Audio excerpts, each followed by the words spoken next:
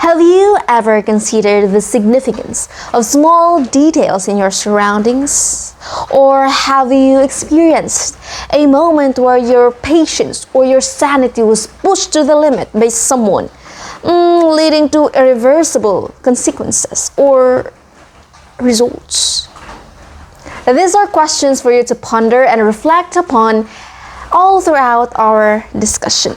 Good day! Today, we will discuss all about Susan Glaspell's one-act play titled Trifles. Susan Glaspell was a renowned American playwright, novelist, and actress born on July 1, 1876 in Davenport, Iowa, and died July 27, 1948 in Provincetown, Massachusetts.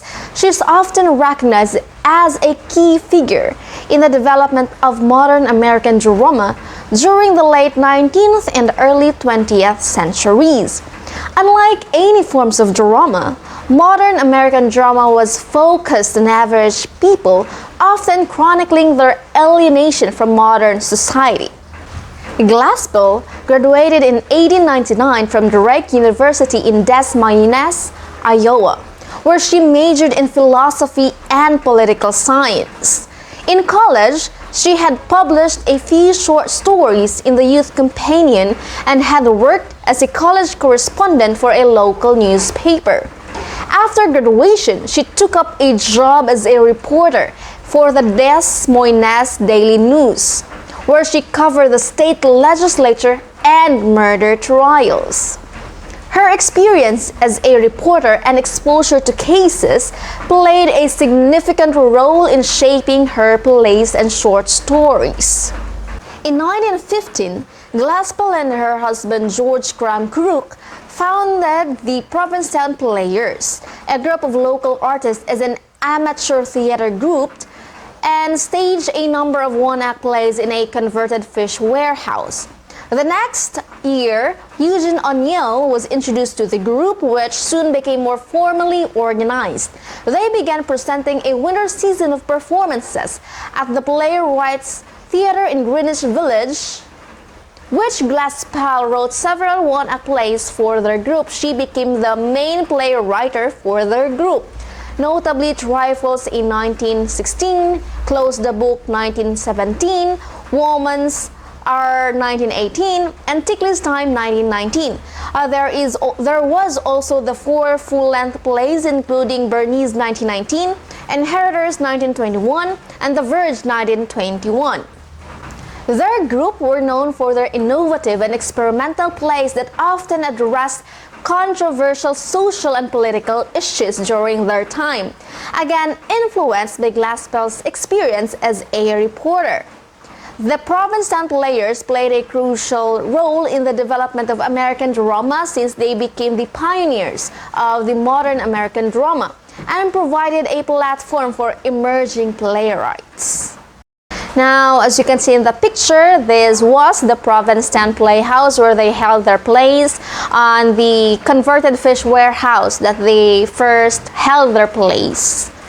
Moving on to Susan Glaspell's plays, Trifles 1916 and The Verge 1921 are celebrated for their exploration of gender dynamics and their innovative use of symbolism and psychological insight, which is Glaspell's forte. In 1931, she was awarded the Pulitzer Prize for Drama for her play Allison's House, 1930. Now, Pulitzer Prize for Drama is one of the 7 American Pulitzer Prizes that are annually awarded for letters, drama, and music according to Columbia University. Now, these awards is for distinguished play by an American author, preferably original in its source and dealing with American life. In addition to her plays, Glaspell also wrote novels and short stories.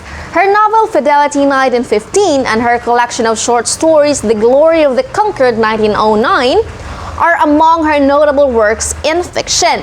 Fidelity is a novel, and together with her husband Suppressed Desire's work, a satirical one-act play on popular Freudianism.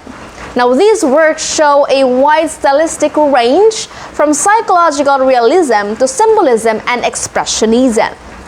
In 1922, Glaspell and Cook settled in Delphi, Greece, where Cook passed away after 2 years. Following Cook's death, Glaspell returned to New York. And after returning to New York in 1927, she authored a biography about her husband titled The Road to the Temple. Moving on, Trifles is a one-act play and was first performed by the Provincetown Players at the Wharf Theatre in Provincetown, Massachusetts on August 8, 1916. The play was inspired from the true crime story of the murder of John Hoseks, a 59-year-old farmer. A murder case Glaspell covered as a reporter for the Des Moines Daily News. On December 2, 1900s, Hosek's wife Margaret reported to the police that an unknown person broke into their house and murdered John with an axe while she slept next to him. Of course, she was accused of killing and was sent to prison. But due to the lack of evidence, she was released a year later, and of course, she never confessed. This play is often hailed as an early feminist drama as it deals with the themes of gender roles and women's rights. Now, the play criticizes the patriarchal society that overlooks and undervalues women's works, thoughts, and feelings. She also uses this play to highlight the psychological impact of isolation and emotional abuse in a marriage. Glaspell later adapted the play into a short story titled A Jury of Her Peers. This one. For the character web, John Wright and Mrs. Wright, also known as Minnie Foster, as you can see there, are a married couple connected by the rings. Henry Peters is the sheriff in the village and is married to Mrs. Peters. Louis Hale is a farmer and is married to Mrs. Hale. Now, Mrs. Hale and Mrs. Peters are friends. On the other hand, they are merely acquaintances to Mrs. Wright.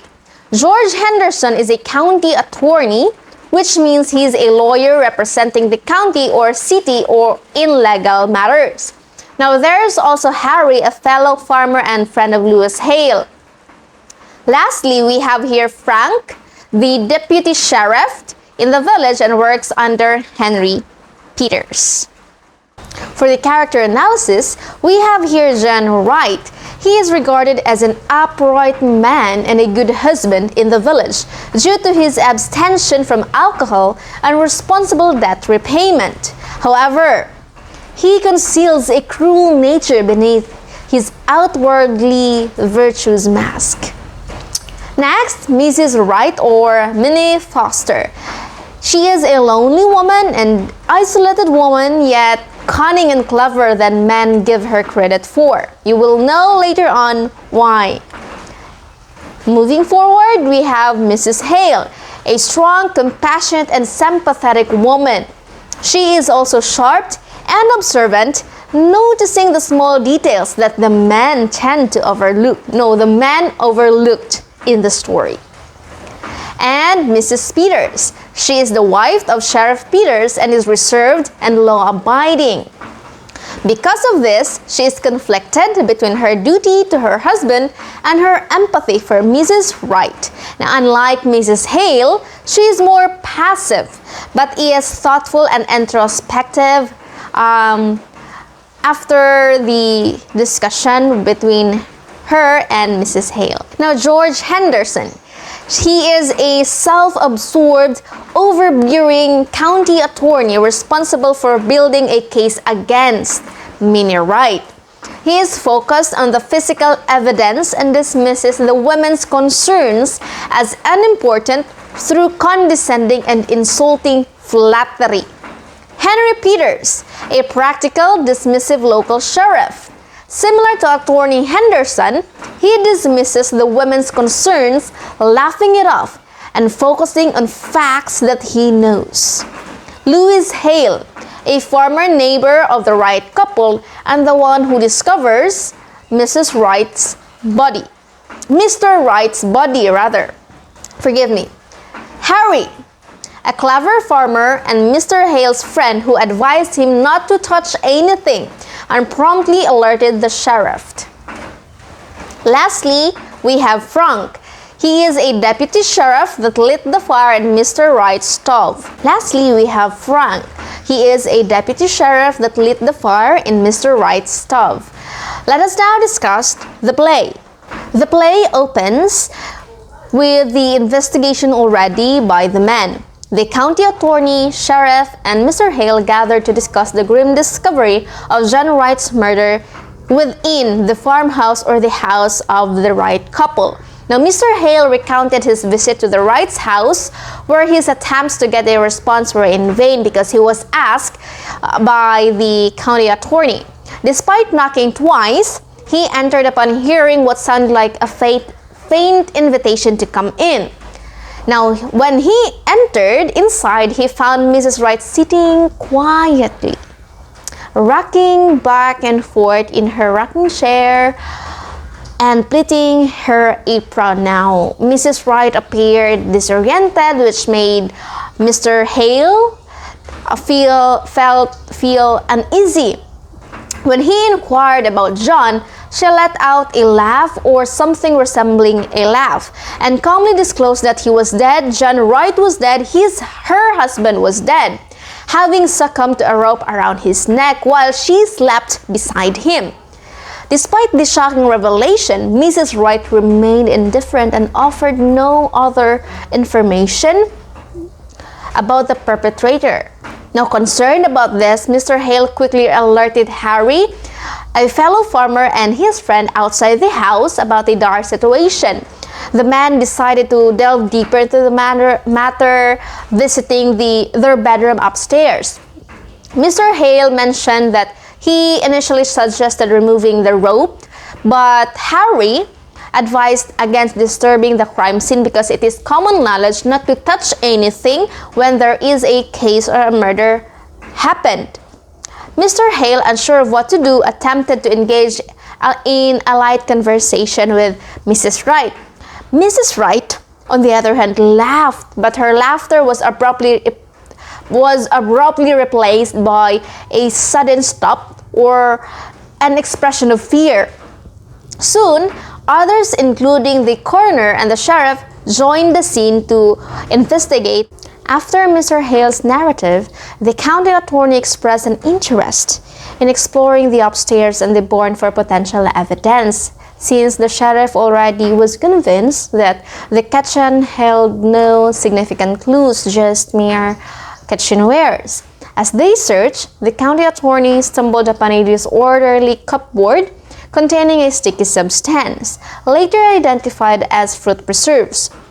Mrs. Peters was drawn to it and explained that Mrs. Wright had been anxious about her fruit freezing, showing a genuine concern for her preserves because she was really concerned about her fruit preserves. However, the man scoffed at the seemingly trivial detail, dismissing it as insignificant. The county attorney, however, hinted that Mrs. Wright might face more pressing matters or pressing concerns, particularly as the prime suspect in a murder, rather than worrying about her fruit preserves. Mr. Hale, again, remarked that women are accustomed to worrying about trifles, a sentiment met with shared amusement among the men, and the men laughed while making the women awkward in that situation.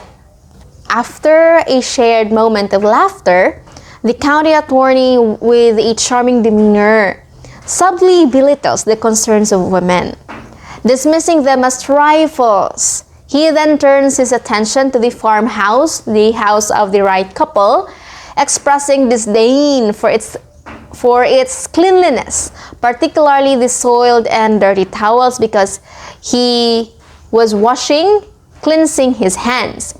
When he attempts to cleanse his hands, he implies that the housekeeping, a reflection of Mrs. Wright's effort, is subpar. In defense, Mrs. Hale asserts that housekeeping entails significant effort. However, the county attorney, driven by pride, continues his subtle critique, highlighting that some farmhouses in Dickson County lack such dirty towels, aside from the Wright house. Mrs. Hale, feeling the need to justify the quick accumulation of dirt, since she is also a housewife, suggests that men with their often unclean hands contribute to the mess, insinuating that their indifference and failure to clean up after themselves are the primary reasons behind the house's rapid descent into disorder. Men's hands aren't always as clean as they might be, she said. Ah, loyal to your sex, I see. After hearing Mrs. Hale defends Mrs. Wright, the county attorney took note of Mrs. Hale's allegiance to her gender, as she defended Mrs. Wright, raising the possibility of a close friendship between the two. Mrs. Hale, though, clarified that she hadn't been in close contact with Mrs. Wright due to the demanding life of a farmer's wife. Again, she's a housewife and a farmer's wife. When pressed further, because the county attorney did not end there, he pressed further, she revealed that the Wright home didn't exude a cheerful atmosphere. That is one of the reasons why she did not visit the Wright house. And County Attorney Henderson implied that Mrs. Wright might be lacking in homemaking skills, insinuating that she's the problem of the house or her culpability. Mrs. Hale countered again, suggesting that neither she nor Mrs. or Mr. Wright possessed a naturally cheerful disposition, and she doubted Mr. Wright contributed to a happy household. So both of them, the Wright couple, did not have the cheerful disposition to actually create a cheerful place for them to live. The county attorney expressed interest in delving into this matter, of course, later. As they discussed, Sheriff mentioned that Mrs. Peters was on her way with clothes and items for Mrs. Wright because Mrs. Wright asked Mrs. Peters for this favor, since Mrs. Wright was suddenly brought to prison. She did not bring any clothes with her. The county attorney, nonchalant, remarked that there was nothing to worry about Mrs. Peters, as Mrs. Peters was wedded to the law just as Mrs. Peters is wedded to a sheriff. However, Mrs. Peters never once perceived it like that, so she was surprised, shocked, and was caught off guard. Despite this assurance, his eagerness, the county attorney's eagerness to inspect Mrs. Peters' belongings hinted at the desire to uncover potential evidence, because he was so desperate to find evidence, stating that he'll inspect them later, and went upstairs. Left alone in the kitchen, the two women took it upon themselves to look around the kitchen. Mrs. Hale and Mrs. Peters found themselves engrossed in a conversation within the confines of a cluttered kitchen, discussing the irksome or annoying intrusion of men into their kitchens. With this, empathy flowed between them as they contemplated the plight of Mrs. Wright. Mrs. Hale, noting the disorder in the kitchen, speculated about the deputy sheriff potentially gathering evidence while clumsily tending to a fire. Basically, Mrs. Hale pointed or hinted that there's a possibility that Frank, the deputy sheriff, was the reason why the towel was dirty. Amidst the disarray, Mrs. Hale's gaze fell upon a loaf of bread, abandoned by Mrs. Wright, prompting a lamentation about the unfortunate fate of neglected fruit. Now, the woman's exploration led them to a preserved bottle of cherries, triggering nostalgic moments for Mrs. Hale about her own experiences with cherry preservation. They were lamenting, reflecting, and discussing by themselves. Mrs. Peters, deciding to retrieve items from the front room closet, engaged in a discussion about Mrs. Wright's cold and solitary existence, and Mrs. Hale, examining Mrs. Wright's clothing, expressed sorrow over the transformation of a once lively young woman who had been a radiant presence in their choir. Described the drastic changes in the personality of the now incarcerated Mrs. Wright. The conversation shifted to the uncertainty surrounding her potential involvement in the murder. They were reflecting, contemplating once again of how can a human change so fast? Because when Mrs. Wright was Minnie Foster, she was so cheerful, but when she was married to John Wright, everything changes for her. Mrs. Hale conveyed her doubts about Mrs. Wright's involvement in the murder, while Mrs. Peters staunchly defended Mrs. Wright, highlighting her concern for familiar items and the condition of her fruit. Mrs. Peters was convinced that Mrs. Wright did not murder her own husband. Speculations swirled about the peculiar circumstances of the murder, with the women pondering the absence of an obvious motive, since the men, particularly Attorney Henderson, were portrayed as they were fixated on uncovering a motive to indict Mrs. Wright. That is the main reason why they kept investigating the house. Mrs. Hale voiced her resentment at the mistreatment of Mrs. Wright, confined in prison, while the men scoured the house. Mrs. Peters, however, defended the actions, asserting that the law is the law, or the law is the law, we can't do anything about it.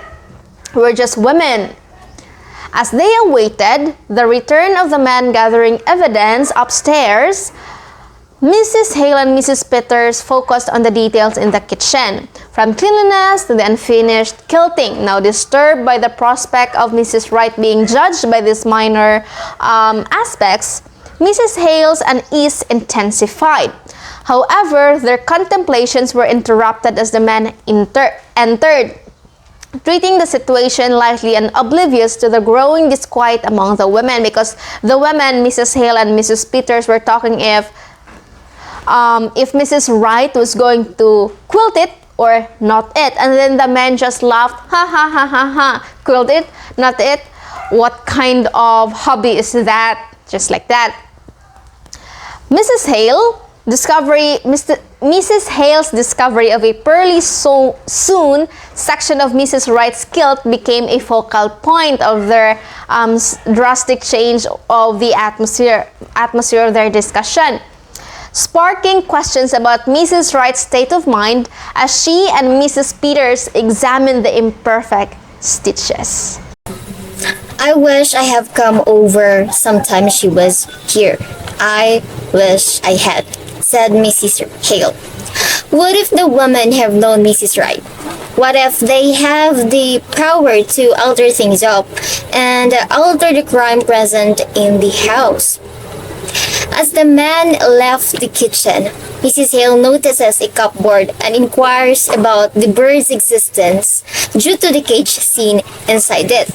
They haven't seen the bird, and Mrs. Hale suspects it was stolen by a cat. But Mrs. Peters, on the other hand, assured Mrs. Hale that Mrs. Wright did not own a cat, and discovered that the cage door was broken, assuming that someone has been rough in it. And they did not seriously took notice on it. And the women are perplexed, and they believe the house is lonely, and that is why they does not ought to visit there, thanking each other for their company because of this strange and dark feeling they had. Not having children makes less work, but it makes quiet house, Mrs. Hale explained. adding that Mrs. Wright is alone in the house. And Mr. Wright, they said, was a good but tough man. The woman is trying to connect the puzzle, which they didn't know makes sense at all. The absence of the bird somehow filling in a piece missing in the puzzle, making a conclusion for a small thing. A woman had linked the sympathy and reason behind everything. And Mrs. Hale said that she was a kind of a bird herself, pertaining to Mrs. Wright, that yeah, she's real sweet and pretty, but kind of timid and fluttery. How she did change. So they keep on asking how Mrs. Wright changed. And because of that, silence scatter as they continue arranging things in the kitchen. And suddenly Mrs. Hales discovered a box with a dead bird inside with a wrong neck.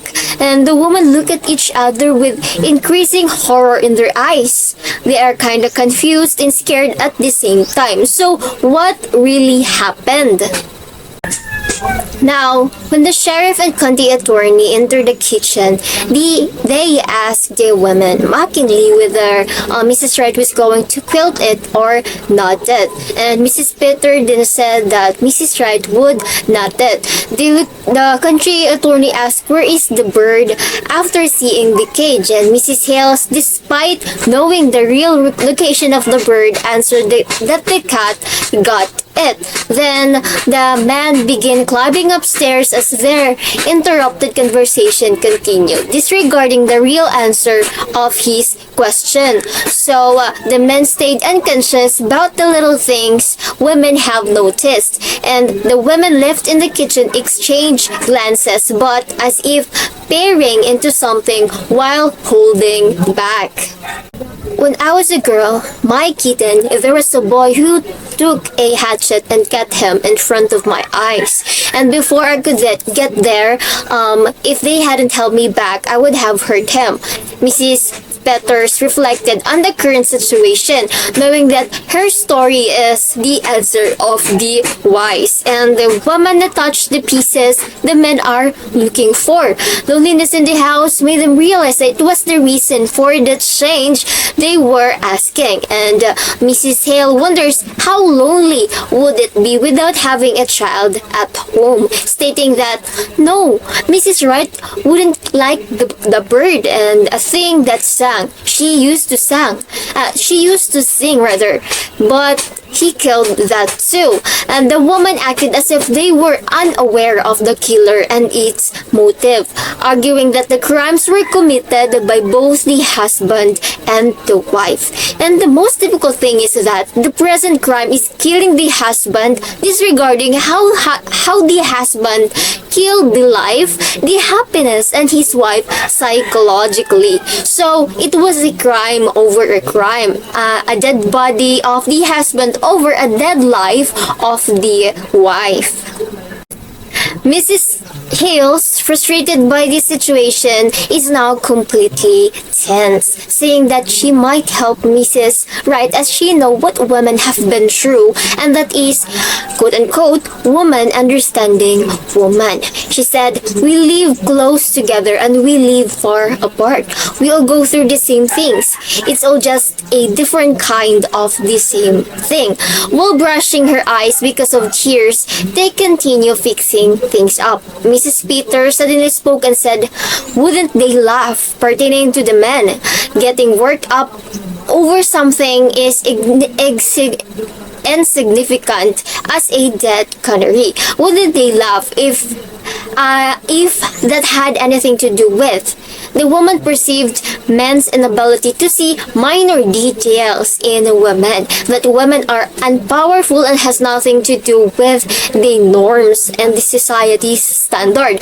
By this solving the case, the men return again in the kitchen and satisfied without having any hint by the suspect's motive.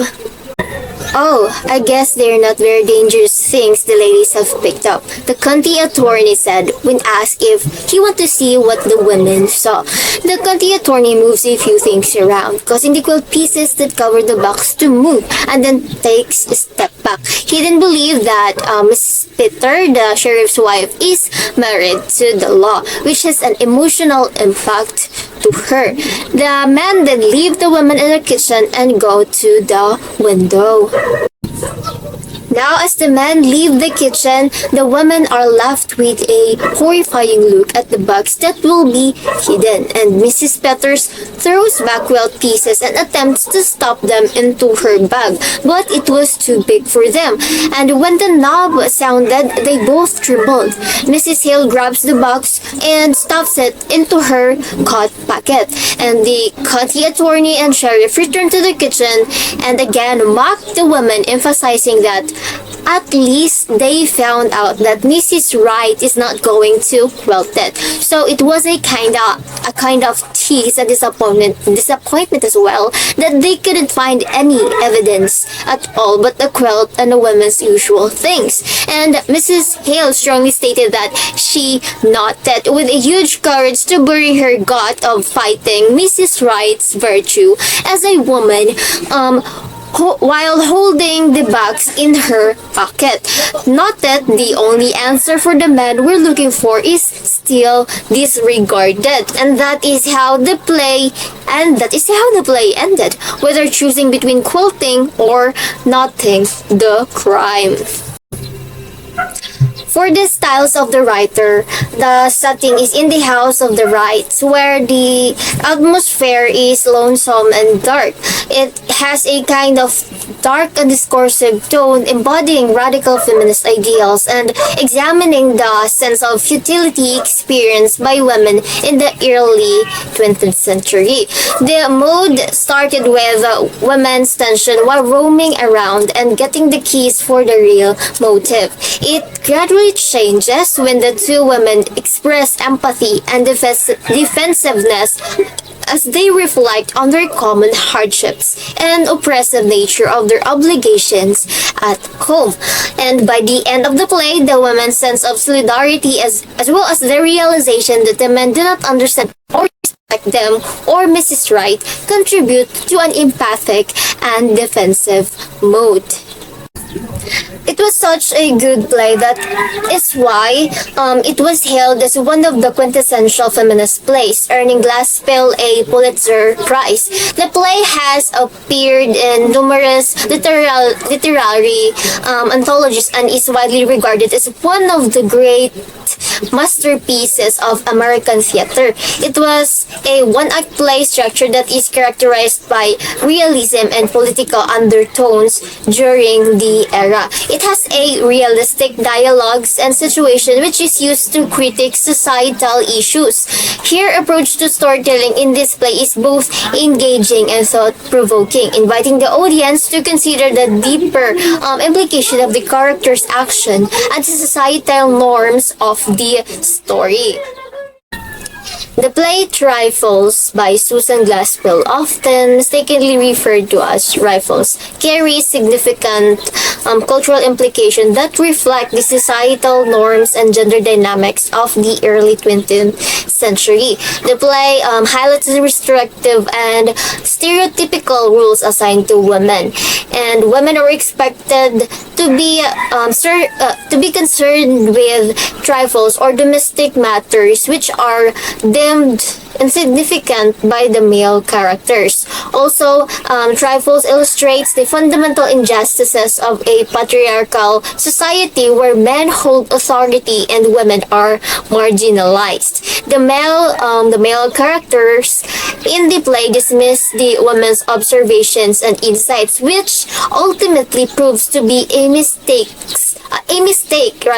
as the women uncover the motive for the murder. These cultural implications not only reflect the societal norms of the early 20th century but also resonate with ongoing discussions about gender equality and the role of women in society. The play Trifles by Susan Glaspell, often mistakenly referred to as Rifles, carries significant cultural implications that reflect the societal norms and gender dynamics of the early 20th century. The play highlights the restrictive and stereotypical rules assigned to women, and women are expected to be concerned with trifles or domestic matters which are deemed insignificant by the male characters. Also, Trifles illustrates the fundamental injustices of a patriarchal society where men hold authority and women are marginalized. The male characters in the play dismiss the woman's observations and insights, which ultimately proves to be a mistake rather, as the women uncover the motive for the murder. These cultural implications not only reflect the societal norms of the early 20th century but also resonate with ongoing discussions about gender equality and the role of women in society. The play Trifles is rich with symbolism that conveys the themes of gender roles and the nature of justice.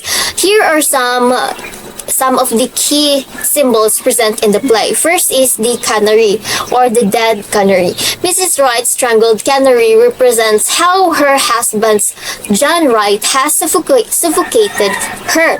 Minnie Foster, like the canary, was a vibrant young woman before she married. She dressed nicely and sang beautifully in the choir.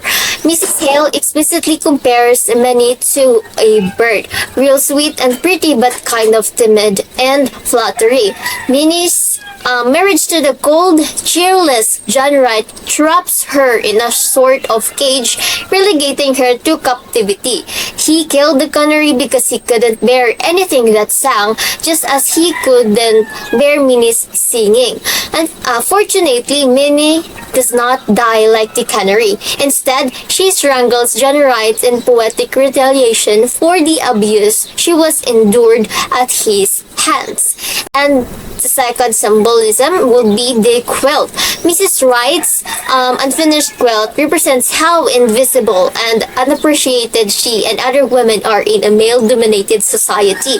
A quilt is an object designed to provide warmth and comfort, both of which are scarce in the Wright households. And Mrs. Hale and Mrs. Peters admires Mrs. Quilt for its bright colors and welcoming log cabin pattern, which speaks to Minnie's ability as a homemaker. They also recognize the poorly stitched section as a sign of a sudden shift in Minnie's mental state. The men, on the other hand, make the quilt into a running gag, mocking the women for wondering if Minnie planned to quilt it or not it. The quilt is simply a feminine trifle to be mocked by the men, and the men regard the quilt as harmless as they do all things feminine, never suspecting that it might contain the evidence they seek. And women conclude the play by explaining that Minnie intended to knot the quilt, a dark allusion to her knotting of the rope around John Wright's neck.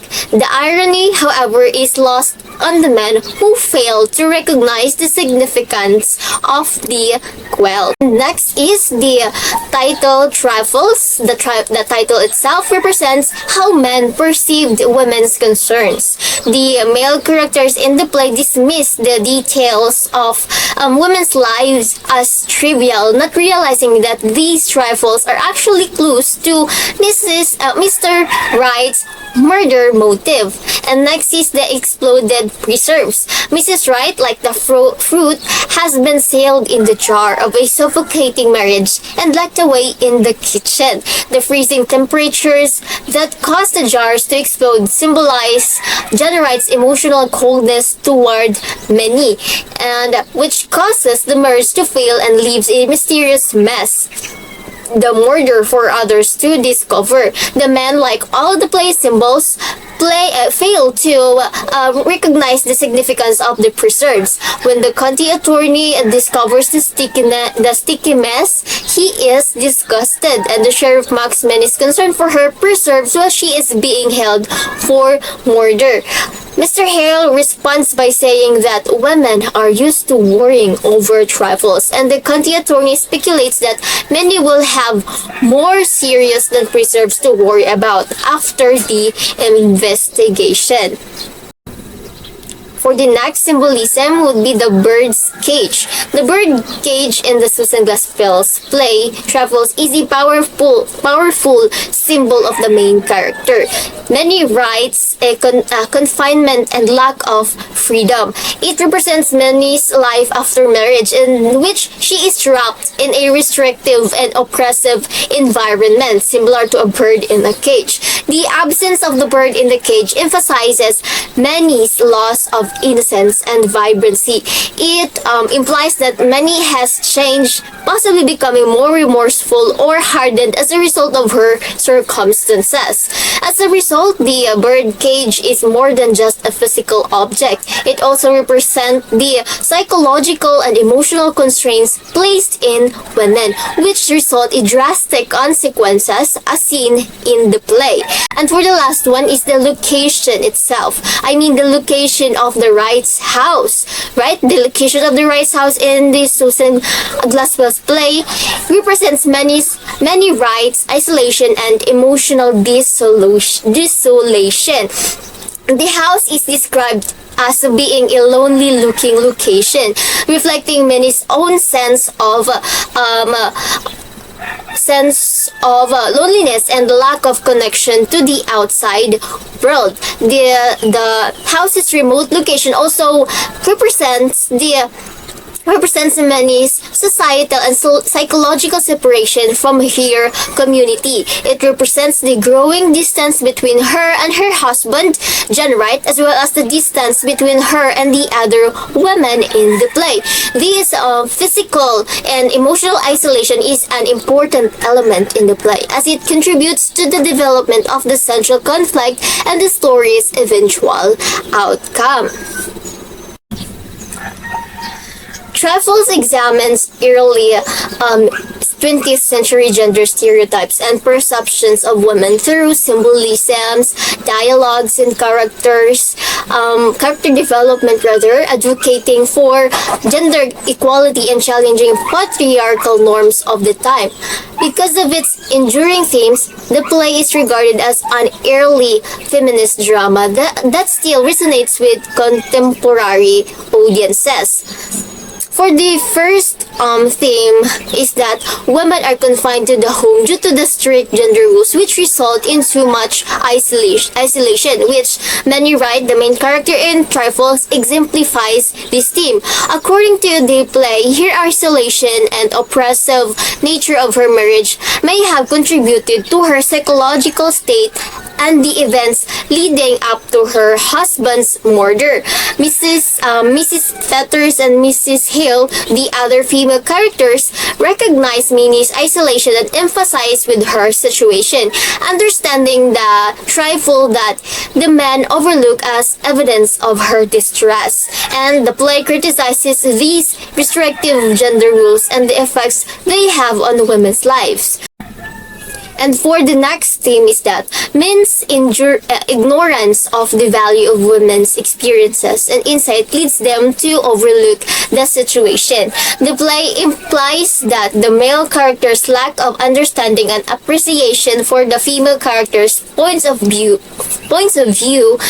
causes them to overlook important evidence and insights into the case they are investigating.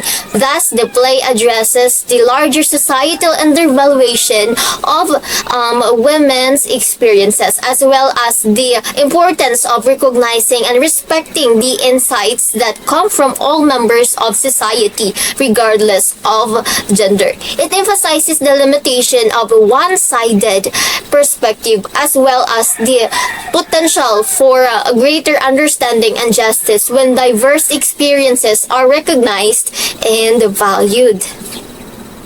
Another theme is paying attention to small details can lead to a better understanding of complex situations. Now, when we pay close attention to minor details, it is essential because we want to grasp, or it is essential for grasping the full picture of complicated situation, and sometimes it is the key for uncovering the mystery of something. Sometimes these subtle nuances contain vital information that can greatly affect our overall understanding of the issue or of a certain situation.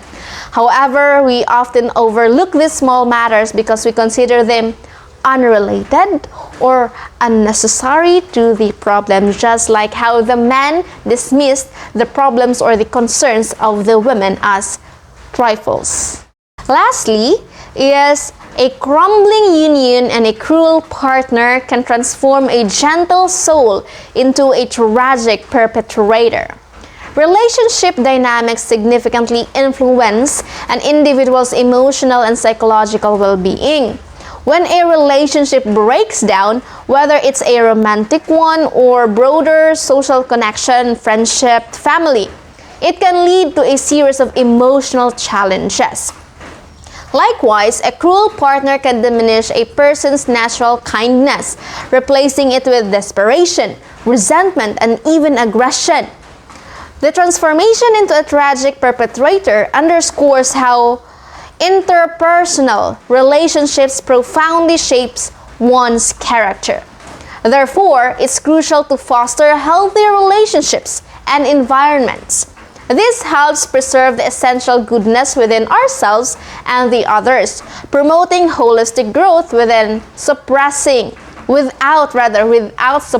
negative emotions or without bottling our emotions.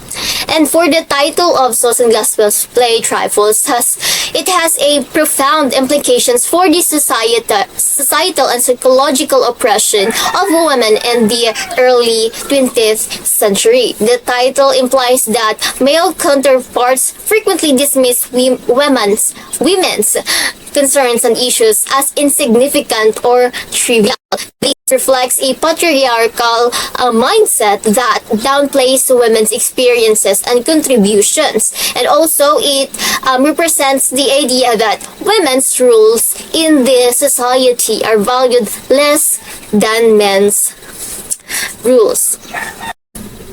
In essence, the women's point of view in Trifles serves as a filter by means of which spectators can see the irony and critique of a society that devalues women. It is a call for women's contributions to be recognized, as well as a reflection on the need for societal change to achieve gender equality. The play is still relevant today, inspiring discussions about gender rules, empathy, and justice. However, personally, I stand women empowerment, disregarding excuses of men, because in my own perspective, today, women are equal to any other genders, and so others are equal to women.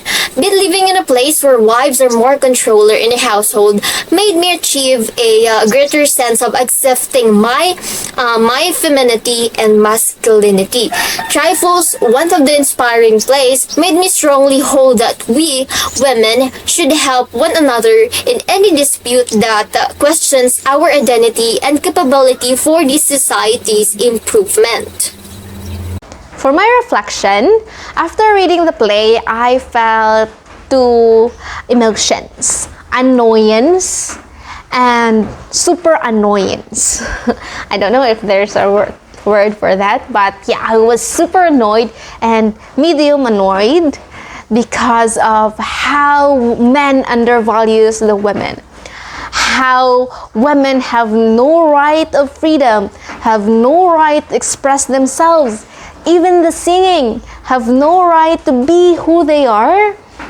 And when I contemplate about that, I concluded that if I was born during that period or during that era, I can totally say I am 100% dead. I will be killed right there and then, because I totally hate being dismissed without valid reasons and being neglected in a way, or being treated like I'm some kind of ant with no value or whatsoever.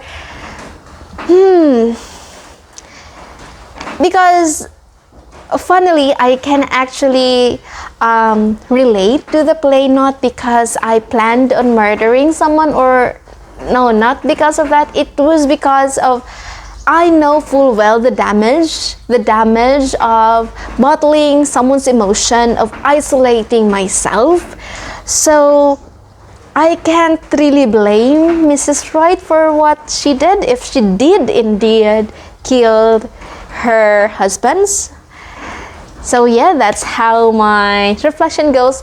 Please read the full play, or the play itself of Susan Glaspell, even The Verge and the Allison House, because all of her plays are really interesting and thought-provoking.